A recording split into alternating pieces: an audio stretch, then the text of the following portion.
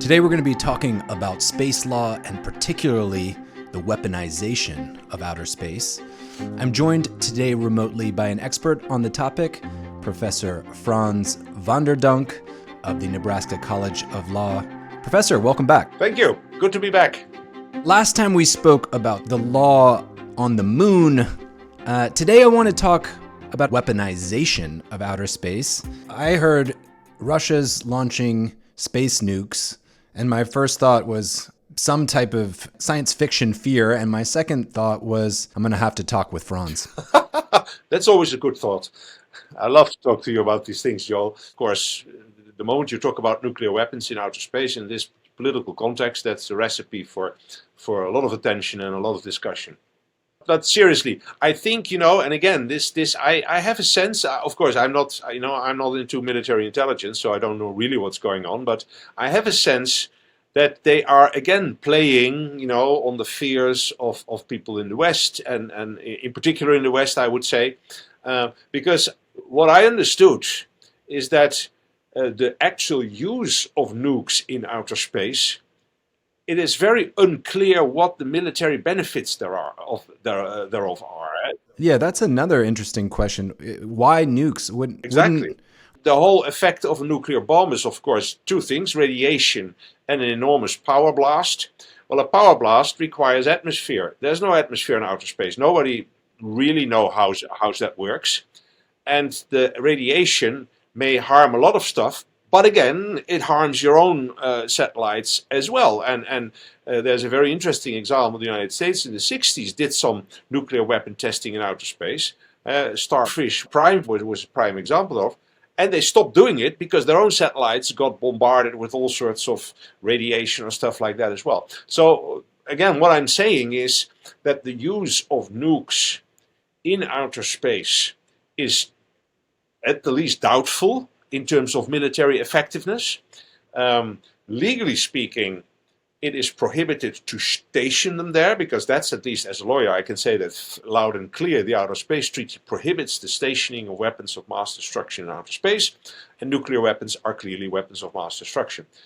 But that's why I'm thinking that maybe just the Russians are teasing out everyone, because what might very well actually be the case is that they're sending a few satellites which can still do terrible things, or at least harmful things to the Western defense, and the energy used for making those satellites do those things, for making them work, is nuclear. Right. Nuclear-powered satellites. Exactly. And that's not prohibited. Let me put it this way. I wouldn't put it beyond the Russians to violate international law if they think it's in their interest. I mean, clearly the invasion of Ukraine is a full-fledged example of. So they wouldn't care a hoot about this Article 4 of the Outer Space Treaty if it's really in their interest to break it. They will probably hide it or play all sorts of fancy hide-and-seek games. And that's exactly what they're doing now, I think. Well, Professor, a couple of things. One, you mentioned that the threat may not be as realistic as some are speculating, or that it may be more of a feint than an actual strategy. But doesn't just talking about it, doesn't just acting like you might do it, push other powers, other great powers like the United States or China, to start to think, what are we doing in this space? Maybe we should be pushing the ball forward when it comes to offensive or defensive satellites. Absolutely. And that's why it's still not something that we should, shrug off like, okay, let's just go on with life. It is a serious issue, but for the reasons that you say, and I want to add, to be specific, it is not a feint in terms of that they might not be seeking a specific military advantage. What I think is that the military advantage is not in the use of nuclear weapons. It's in the use of other sorts of interference devices. I mean, we've seen over the last couple of years already several Russian satellites moving suspiciously close to Western satellites, and they didn't go as far as interfere with it, but they might just probe and see what the reactions is. Are we then moving our satellites because we are fearful? Are we shutting them down because we don't want, frequencies to be used? That's the kind of thing that they're doing, and that is still, or can be still, pretty nefarious. But it's not a nuclear explosion, and that's where the feint part comes in, I would say. Well, Professor, you mentioned the space treaty. So why don't we pivot into the law? I guess first off, maybe to set the stage, we're not talking about U.S. law No. here. We're mostly going to be talking about international law. Right. What treaties or what laws are going to be governing today's conversation? Well, if you talk about the subject that we just addressed, the military use of outer space, to take a broad term of it, that's basically only dealt with by the Outer Space Treaty, which is the shorthand for the 1967 treaty, the first fundamental treaty.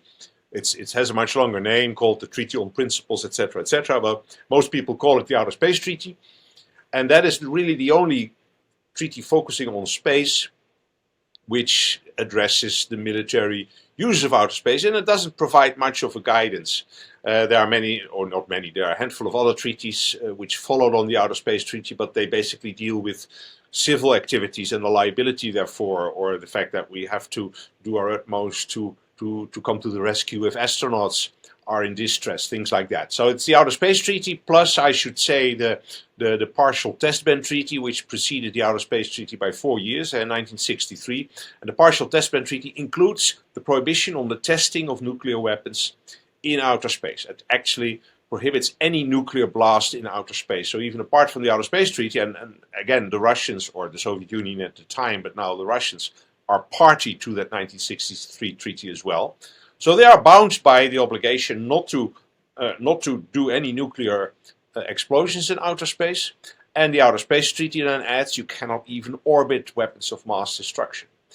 And both treaties, luckily, are signed by the overwhelming majority of countries, particularly if you look at the spacefaring countries. So it's not just the United States and the Western countries. In this case, it's also the Soviet Union, or now Russia. It is also China, it's India, which is also becoming a major player in geopolitical context, including military. So, at least from the theoretical perspective, we do have a baseline agreement on these things. Again, as I said, there's no guarantee that if someone really sees an advantage in breaking the law, that he so far that's all about that he will try to get away with it. But the line is at least there, and it at least builds up some threshold against using it. Not an absolute one, like we've seen other, prohibitions of terrible behavior being time and again ignored or dodged by important powers because they thought it in their interest. That can still happen, but at least there is this baseline obligation. Why don't we jump into the Test Ban Treaty? You mentioned at some point the United States had tested nuclear weapons in outer space. Presumably that was prior to this agreement? Yeah, that was the very early 60s. The test agreement was in 1963, I believe, and the Russians also did some of those testing, although they were not as advanced as the United States. But they both realized quickly, well, the military advantage is to the extent that we can see anything going on, very difficult to gauge, very difficult to quantify. There are far too many risks. So we are happy to sort of give away our sovereign right to undertake these tests, if we are certain that the other party, because at the time there were only two parties, the United States versus the Soviet Union, because it was a bipolar world and a Cold War going on, if the other party is willing to do the same. So you have this power constellations where both super parties were saying, okay, maybe it's better for both of us if we agree that we don't do this stupid stuff anymore. So within a year they concluded this treaty, and then the rest of the world, at the time, certainly lagging far behind. I mean, even China was just starting to develop its nuclear capabilities. They were willing to sign up to that as well, because it meant that the two big bullies were willing to abstain from further testing. Yeah, it makes a lot of sense that someone who was significantly behind in the race would be pleased to have the leaders decide to agree to not run at all. So that's the Test Ban Treaty. The other one, the main one that we're going to be talking about, is the Outer Space Treaty. And there it is explicitly not allowed to have weapons of mass destruction in the Earth orbit. Is that right? Yeah. Well, that's the formulation is to the prohibition to orbit or station in any other weapons in any other manner weapons of mass destruction in outer space. So first weapons of mass destruction on Earth we had three classical examples thereof. Biological and chemical were also involved, but already in 1967 everybody realized that biological and chemical weapons in space that's a non-starter. That nobody can think of using that in any to any feasible military advantage. So it was basically about nuclear weapons. Um, and the prohibition to station was also going back to a point you made earlier, was precisely to create a climate where there was less of a worry that the war might accidentally start off. Because if you have constantly nuclear satellites or nuclear weapons orbiting around the Earth, you know that the enemy, the other side in the Cold War, could within seconds, minutes, launch an attack because the weapons are already there.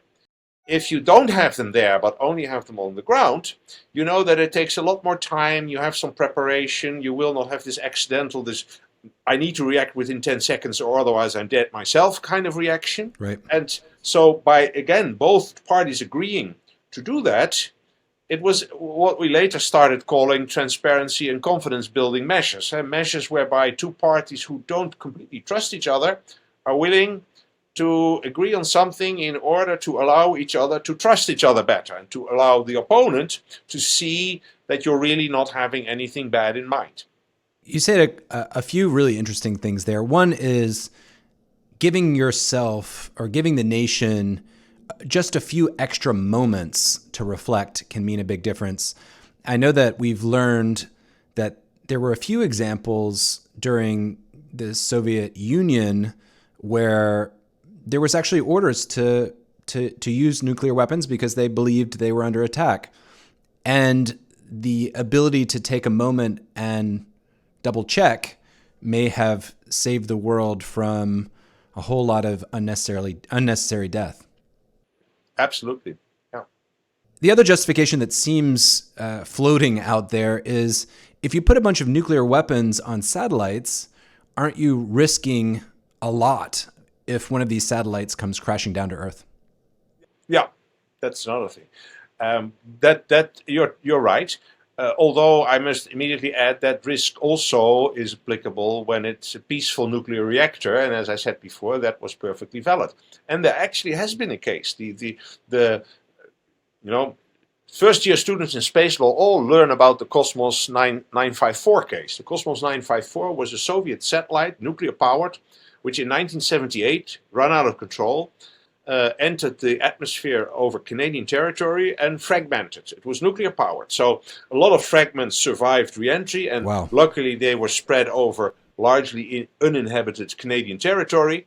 But in order to find out whether there was any nuclear radiation which was potentially harmful, maybe not directly to humans because there were not that many humans there anyway, but to, for example, reindeer or the fish in the rivers, which might then be shot or caught by humans and eaten. So the Canadians took a major operation to find out what was really coming down and whether this presented any damage. And there was even a claim against the then Soviet Union for reimbursement of that damage. So one of the conventions, I have to take a little bit of a sidestep here. One of the conventions that followed the 1967 Outer Space Treaty is the Liability Convention. 5 years later, the Outer Space Treaty had already a very basic general article on the liability for damage caused by space objects, and the Liability Convention then elaborated that. It included Canada and the Soviet Union, and it meant that if you could point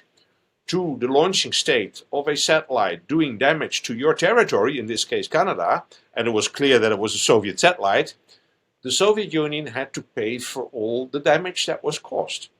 And in the end, it's a little bit of a long story, but the Canadians included in their claim the costs of finding out what the actual damage was. Oh, interesting. Because it was dispersed over hundreds of kilometers. The only way that they could calculate was to send out highly well-paid engineers in those territories. I mean, I can't imagine the cost being insignificant. it cost millions, I can tell you, and part of that was, and the Russians then said, well, it's your problem that you hired these expensive U.S. atomic engineers to find out, to run around with their Geiger tellers to find out how bad the nuclear. We would have loved to give you our Russian experts for free.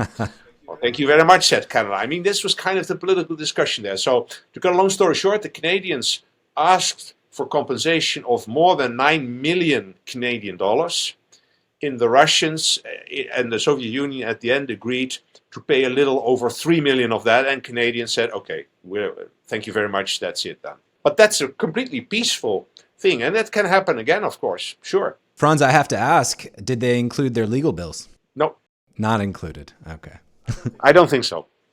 No, the Russians actually said, and that's a little bit of a trick, they said, well, we're not paying because we think we are liable, but we are paying because we are such good international citizens. So they call it ex gratia, out of the goodness of our hearts. Now, of course, that's just a political ruse. It gives them a little bit the opportunity to say the next time that something happens, well, Cosmos 954 was not a legal precedent. We have to discuss all over again whether we are liable. They wanted to prevent any precedent from being created. Yeah, and I imagine this type of precedent is complex because Russia takes up a lot of geographical space on the planet. And imagine a US satellite fell on Russian territory. They might want to claim the right to similar damages. Absolutely, yeah, and they would be entitled to do that. Now, to my knowledge, this Cosmos 954 accident is the only case where that actually happened. But it is true that the Russians, would be even more likely to be hit by a satellite running out of control. And actually, you may recall 15 years ago, there was a satellite called the USA 193. I'm not sure, I don't think it was nuclear fueled, but there was some dangerous fuel on board, some very toxic fuel, and it ran out of control. So the US decided to actually shoot it down in outer space in order to make sure that the fragments would be so small that they would never hit the ground, that they would all burn up in the atmosphere. So again, it wasn't nuclear, but it was basically the same kind of problem. And in this case, the US at least justified its shooting down of that satellite to make sure that nothing bad would happen on the ground. You bring up an interesting example of the dangers of satellites in outer space when they malfunction. You also point to the potentially beneficial use of weapons in outer space. How about under the Outer Space Treaty, the use of conventional weapons or the storing of conventional weapons on satellites? Is that permitted?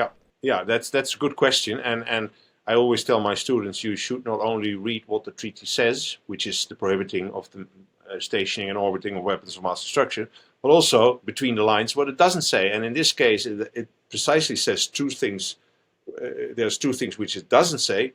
One thing is that it doesn't prohibit either the Soviet Union or the United States to send a nuclear missile through outer space.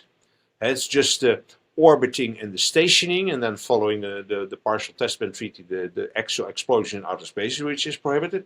But the using it as a trajectory is not prohibited. And if you think about it, that makes complete sense, because neither the Soviet Union nor the United States would sign up to any treaty which would prohibit that, because their whole national security was based on ICBMs, which would traverse outer space. So that's the one thing which the Outer Space Treaty doesn't say. And the other thing goes to your point. It doesn't say anything about weapons that are not weapons of mass destruction. So again, to give you a clear historic example, under the Reagan administration, there was this idea to create the Strategic Defense Initiative, where they would put in space satellites armed with laser guns or laser beams or laser weapons. This was the Star Wars program?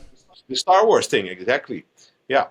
It was called Star Wars by popular vote, I would say. And the discussion was then, is a laser weapon, does that qualify as a weapon of mass destruction, in which case SDI or Star Wars would have been prohibited, or does it not qualify as a weapon of mass destruction, in which case it would have been allowed. Now, luckily we were never forced to make a decision because SDI didn't get off the ground, but it gives you exactly the point that you're making. So normal weapons are not prohibited from outer space. There has been a recent effort a couple of years ago by China and Russia to create a treaty trying to do that. But one thing where it quickly ran aground was, how do you define a weapon? Either you define it in a sort of narrow, sensible sense, but then it means that you can still do bad stuff by using a completely peaceful satellite and crashing it into another satellite and thereby making it a weapon. Just like in 9/11, aircraft, civil aircraft were turned into weapons. And interesting, but this is a side note, in the US legal context, there was a discussion whether now these aircraft crashing into the World Trade Center should qualify as weapons of mass destruction because they created so much killing. But that's a side note. So the point is, again here, normal weapons are not prohibited, except, and that's one thing that I should add there, is when it comes to the actual celestial bodies. So everybody who talks about the weaponization of outer space forgets, well, you can't say that there is no weaponization of outer space, because how can you define weapons in a sensible manner without taking all of that out of the equation? And if you take it in the equation, no civil satellite can operate anymore, because they can all serve as weapons if the person's steering them from the ground. If you crash it into someone else's satellite, then it's a weapon. So the only thing where weapons are clearly banned is on the moon and other celestial bodies, and that is pretty strict. So that was borrowed from the Antarctic Treaty.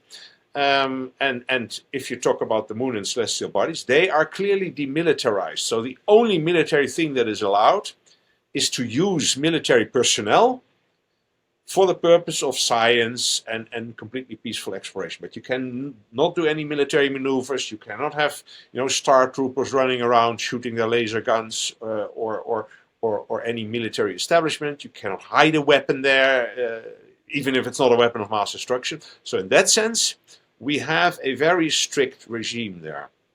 We talked about how the U.S. used some type of kinetic weapon to destroy a rogue satellite. And I say rogue, I mean a malfunctioning satellite. Right. We've also seen plenty of films or read books about the dangers of asteroids heading towards the Earth, or the space station, or a station on the moon. How about defensive mechanisms that would be, I'm imagining if we're 10 years from now living in a world with a lunar station, would we not want some type of defensive measures on the moon to be able to disrupt or shift the movement of some type of space debris heading for it? Yeah, well, space debris as such, yes, but we don't have to be afraid on the moon for space debris. So the risks that space debris pose are to the geostationary orbit, which is something like 36,000 kilometers, and the moon is roughly 400,000, I believe, on average away from Earth. So it's a geostationary orbit and much lower, the low Earth orbits where operations like Starlink, etc., and OneWeb are taking place. That's where space debris is an issue, a big issue, a really big issue, I should say, but we don't need to worry about our lunar establishment. And if you talk about asteroids, I'm not not a scientist, but I've been involved. Thanks to in particular Rusty Schweickart, an Apollo 9 astronaut, who was basically the first who said, well, we have the technology to now calculate where these asteroids that are big enough to create a crater on Earth, or even worse, some of them might be, the one that killed dinosaurs is of course the classical one, 1 kilometer size object, which, or was it 65 million years ago or something like that, created a nuclear winter and was responsible for the extinguishing of the dinosaurs. We can now calculate pretty far in advance the orbits, the trajectories of those, and see whether there's a realistic chance of them crossing the path of the Earth at some time in the future. And we are also on the cusp of being able to then actually do something about it. You already mentioned it, change the orbit, and I should precise that. That's one thing I learned from Rusty Schweickart.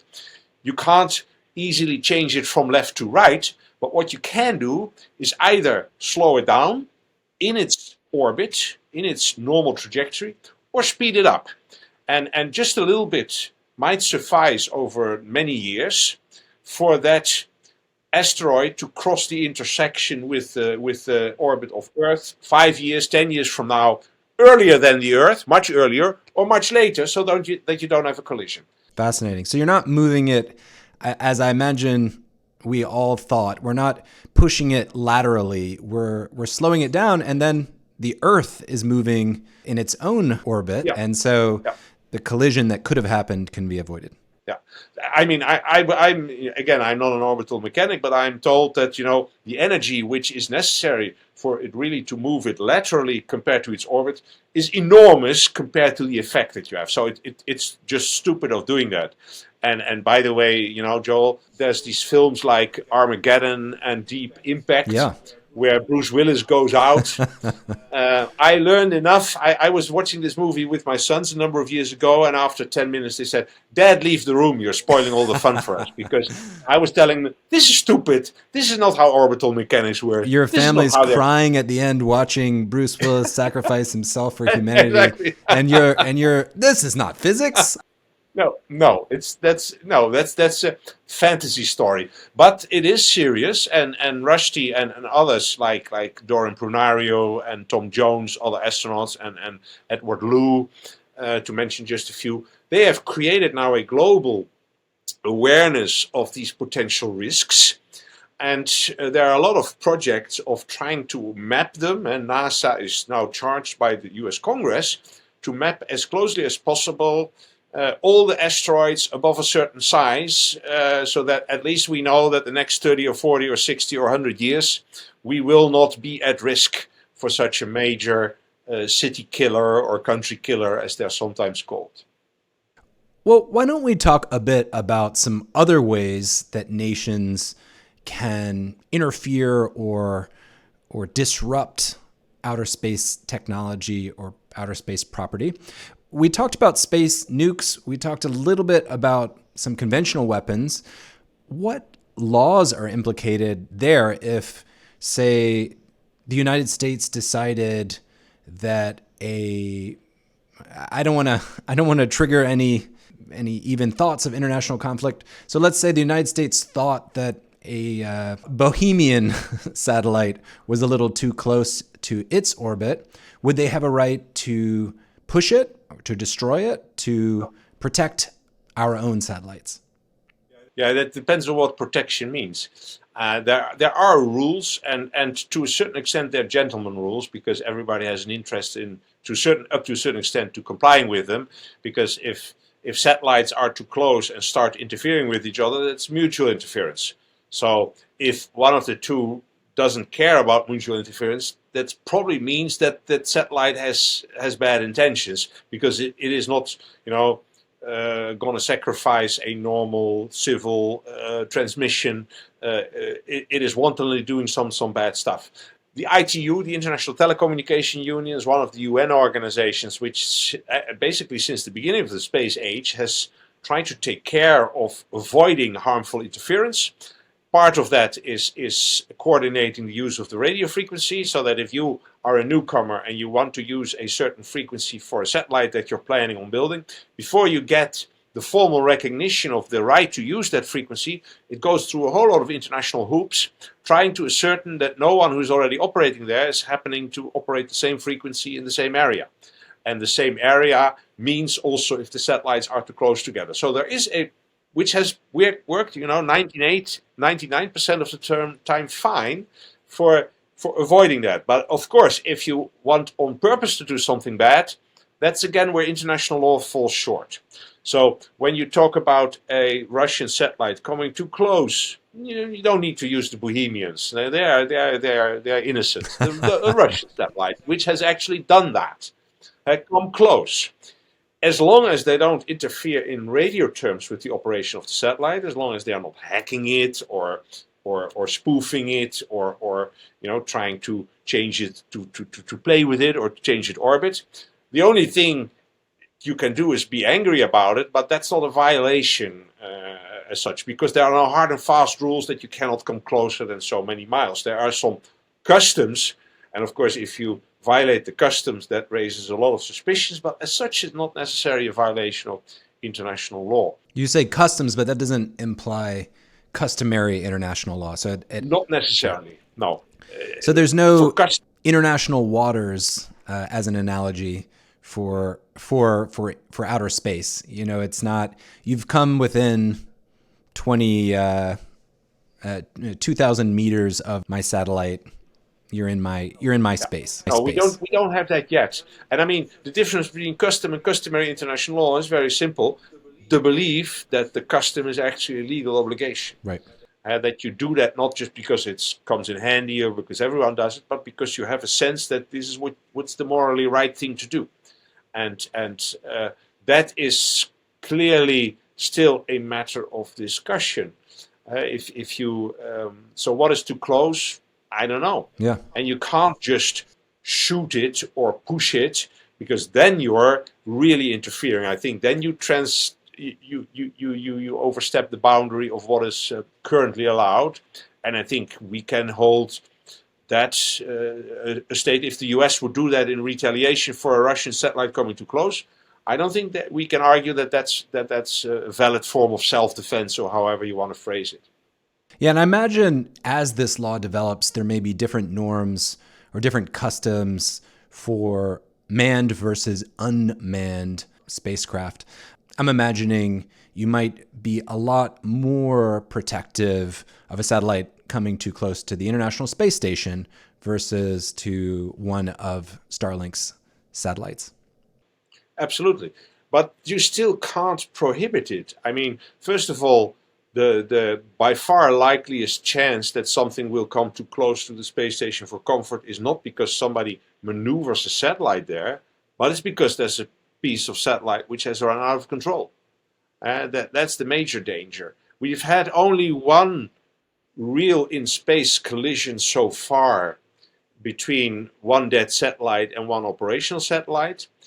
We have an interesting case also from going back to your point, where a Starlink satellite was considered, it was sort of running a little bit out of control, and it was considered, or at least it had left its nominal orbit, it was coming too close for comfort to the orbit of the European Space Agency, which is a European club of 22 countries who together pool their resources for research and development in space, including launching satellites. And all the major Western European countries, Germany, UK, France, Italy, are a member of that. So they have a number of joint satellites, and they said to Starlink, that satellite of yours, which left its orbit, is coming too close to our satellite. We don't like it. We think you should move. And Starlink looked at it and said, well, we don't think the chance is really serious that it will hit. And of course, thinking behind it is, if you want to change direction, that costs fuel. Again, going back to what I earlier said, and many months worth of fuel, so you may lose many months of operational capabilities, and operational capabilities obviously translate into making money, so it's a loss. So Starlink sort of played down the risk and said, no, we're not going to spend all that money because we don't think it's necessary. On the European side, however, they were still afraid that it might hit, so they took then their own measures, because they preferred to spend some money to make sure that it wouldn't hit, even if they would not have been guilty of an actual hit, but they didn't want to send a bill for damage afterwards to Starlink in case of damage. They wanted their satellite to continue to operate, right? So this is kind of where we're at. So are you saying they moved their own satellites? Yeah. Oh, wow. Yeah. So it seems like in game theory terms, there's always an incentive to hope the other person has a lower risk profile, so that you don't have to spend the money.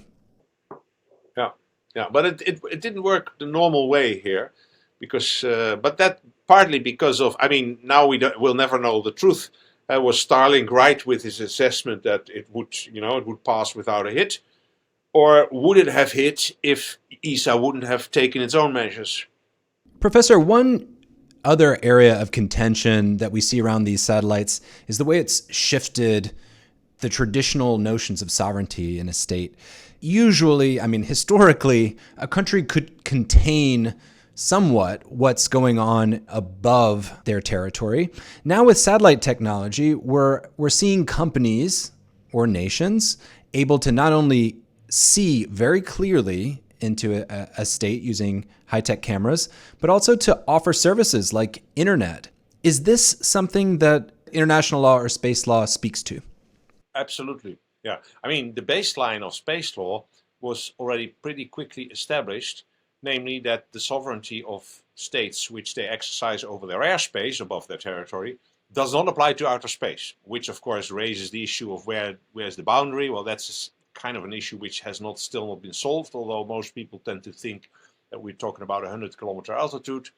That is certainly not yet a legal boundary. It's just a figure of convenience which a number of people tend to adhere to, including, by the way, the commercial sector. But going back to the more important point, the very first two articles of the Outer Space Treaty make very clear that outer space does not belong to anyone and there's no territorial sovereignty contrary to national airspace. There's freedom of states to operate there.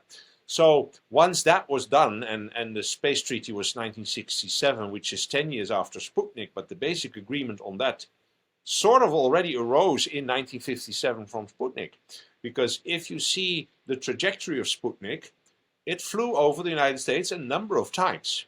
So the US was theoretically faced with the question, are we going to tell the Russians, hey, you're violating our airspace because you're flying this Russian vehicle without any permission on our side over our territory, so we are entitled to shoot it down? Like, for example, fairly recently they did with the Chinese balloon, who clearly was in US airspace.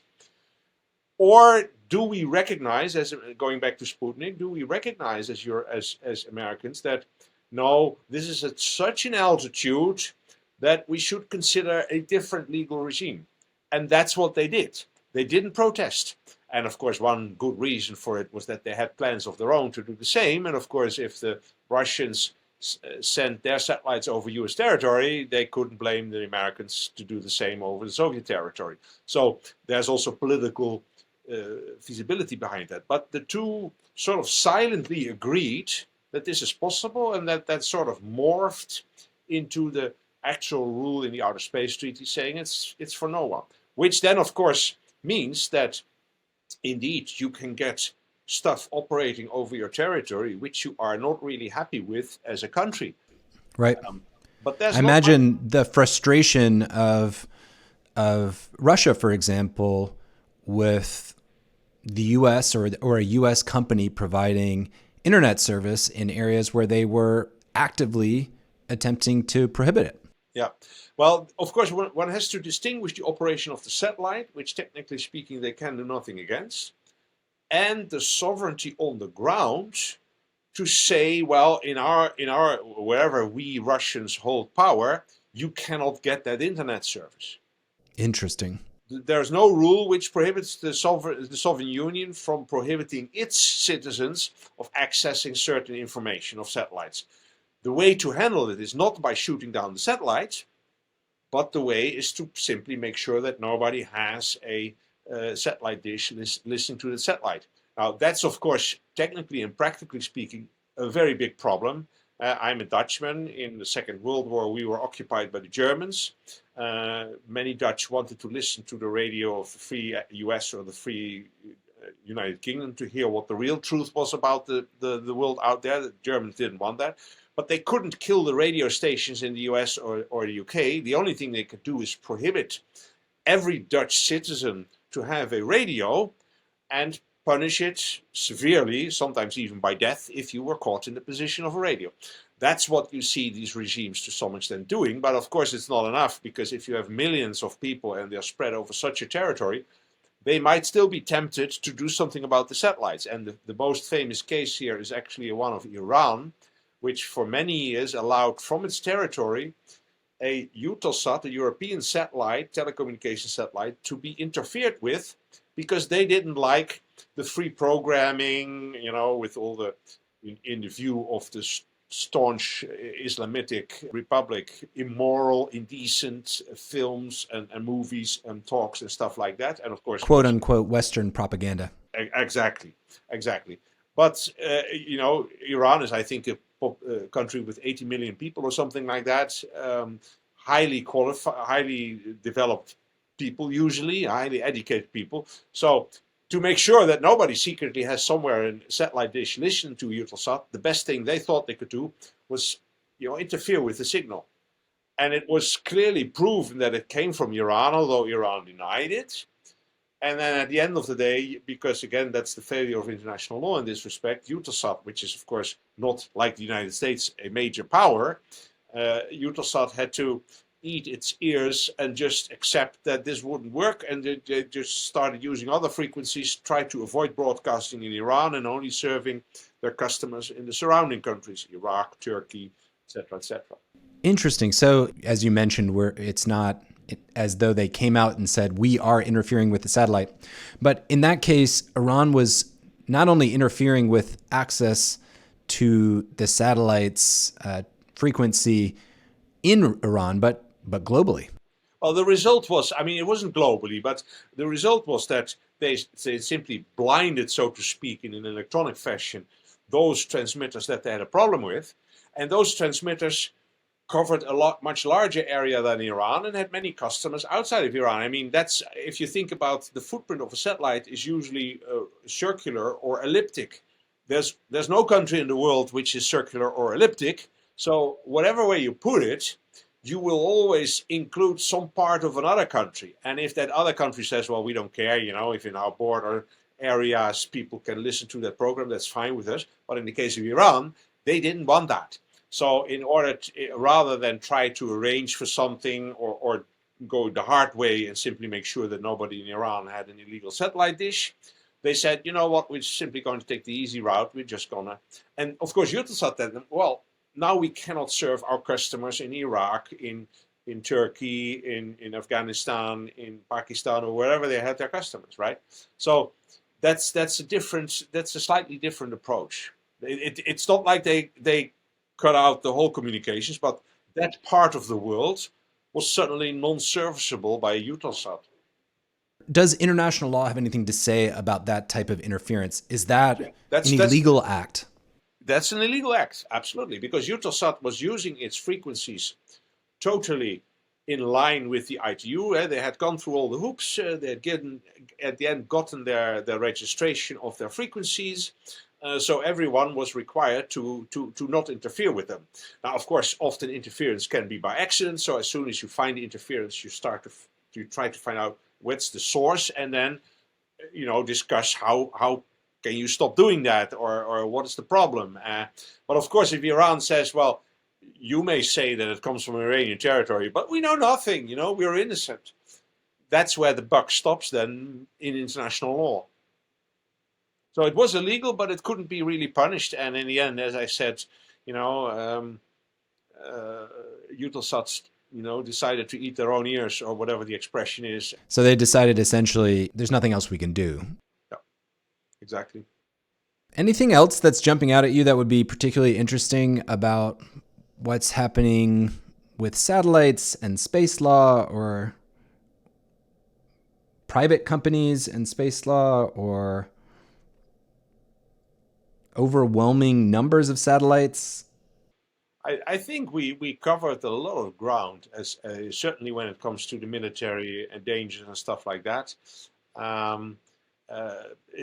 Maybe as a little bit of a background, we've spoken about the generally worsening political climate, Ukraine and other areas. Of course, everybody knows that China is very keenly looking about what the end result of the Ukraine war will be, because it tells them what their opportunities are when it comes to trying to swallow Taiwan. So there are ramifications beyond Ukraine, but that's all on Earth. What I wanted to give as a background is that there is now also this race for lunar resources.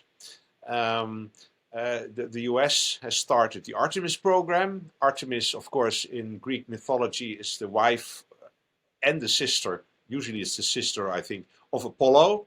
Now, the Apollo program was about putting the first man on the moon. The Artemis program is about putting the first woman on the moon. But that's just a flag bearer for a long-term project of habitation on the moon, which includes then, of necessity, the harvesting of, let me put it that way, local resources. Because everything that you can build from locally available stuff is so much cheaper than if you have to bring it all from Earth all the way to the moon. That's a clear no-go. The US has engaged close to 30 countries from all parts of the world who want to join the program.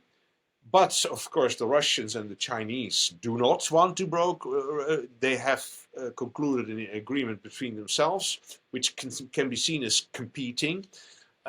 India has engaged with Artemis Accords, but India, as I said, is very ambitious since 10 or 15 years as well. So they may well be planning their own moon station independent of what the Americans do. And then we have the Japanese and the Europeans who are basically peaceful, but once everybody zooms in or hones in on the same 3 or 4 spots on the moon, which are really valuable, for example, because they may contain frozen water, which is probably the hottest thing, figuratively speaking, the hottest thing on the moon. If they are all vying for the same place, that may be a recipe for further geopolitical tension as well. Imagine that the Artemis program a year from now and the Russian-Chinese program a year from now set their eyes on the same part of the moon, because it is now clear that there is a lot of water or platinum or whatever available. I don't have to picture what dangers that brings in terms of a real conflict. Right, because there's, this concept that the moon is for everyone. So it's not, we can't rely on the traditional property system. So it may be, hey, look, it's a literal race to who can set up a station there first. Yeah. And I mean, as a lawyer, I think obviously that's an unfortunate thing. I would hope that we would find something vaguely similar to how the ITU has managed to satisfy more or less. Of course, there are still some problems with that, but at least more or less the interest of many countries in having a place under the sun in the stationary orbit. As a lawyer, I think that's much better and much more likely to create peaceful competition and cooperation. But we are not that far yet, and I'm not sure how much time we still have there. Professor, I want to ask your thoughts get some predictions on where you see militarization of outer space going. But first, maybe something more optimistic. Does this threat of nukes in outer space, does this conversation, can it not be seen as an accelerant in developing space technology writ large, in pushing nations to invest more in the types of technology that's going to expand our frontiers?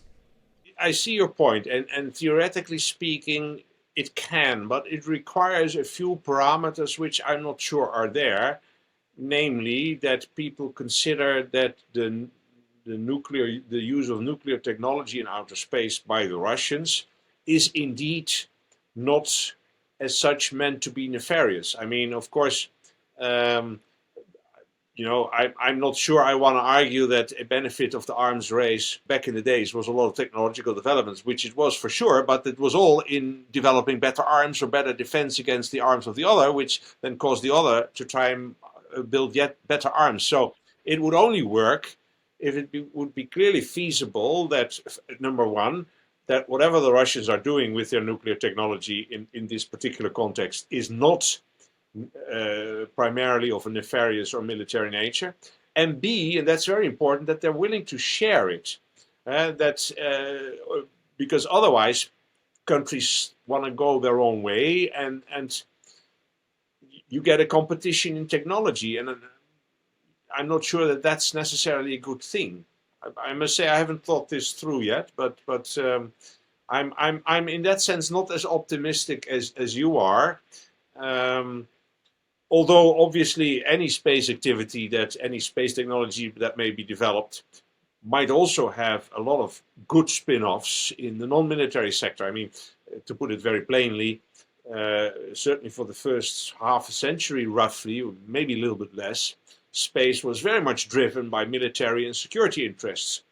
And I don't want to deny that a lot of those have, whether consciously or not, delivered a lot of spin-offs in perfectly beneficial context. Composite materials that were first used to get weapons sturdier and lighter can now be used for all sorts of brilliant and very beneficial purposes as well. So it can happen, but as a spin-off. And logically saying spin-off means that most of the money was not targeted to that. And Well, you shut down if my you want optimism. composite materials for peaceful purposes, it's more efficient to spend $1 billion straight away on For the composite peaceful materials for purposes. peaceful purposes than spend it on military composite materials, of which then maybe 300 million somewhere down the road will deliver. You know what I'm saying? That I have a little bit of a problem with that. It sounds like you're pointing to what may be significant waste in terms of nations looking to militarize the outer space rather than to create a more harmonized Yeah. approach. But anything that you have in your sights or that top experts are talking about, after conferences, after your keynote, when you chat with others in the corner, that you'd like to share with us? Yeah. Well, I'm a little bit of two minds. I mean, on the one hand, I don't think we should deny that things have worsened in terms of the geopolitical threat of space becoming a military playground. That's obvious to see. It's part of it is also that we have now a multipolar world. It's no longer just the Soviet Union and the United States. We also have China, India, and then, albeit at a more peaceful basis, Japan and Europe. We may see also countries like Brazil or African countries competing, and as long as it's peaceful, I think that's a good thing. I'm not sure that it will always be peaceful, and a multipolar world is always more difficult to maintain the peace. On the other hand, and this I also want to end on an optimistic note, there's at least one thing that that helps, and that is we are all in this boat together. I gave you the example of the Russian anti-satellite test threatening their own cosmonauts, which is how the cosmos works. So the more major nations have an interest in space technology for all their peaceful purposes, and also the Chinese and the Russians have to feed their populations if they don't want massive revolutions again. They don't want, an Earth orbit covered by debris all over the place. And that may be an incentive, which ultimately brings people to the leaders to rational decisions. So I see a little bit of an of a reason to be also a little bit optimistic there. Well, Frans van der Donk is a professor of law at the Nebraska College of Law. Frans, thank you so much for taking the time. Well, it's always a great pleasure to be with you, Joe. And what I particularly appreciate is that we have the time to really go deep into these issues. Media like these are all too often just you just want 2 sound bites and you get 2 minutes to explain and that's it. And this is great. Frans, that we can space nukes. Give me the answer. 2 minutes. There you go.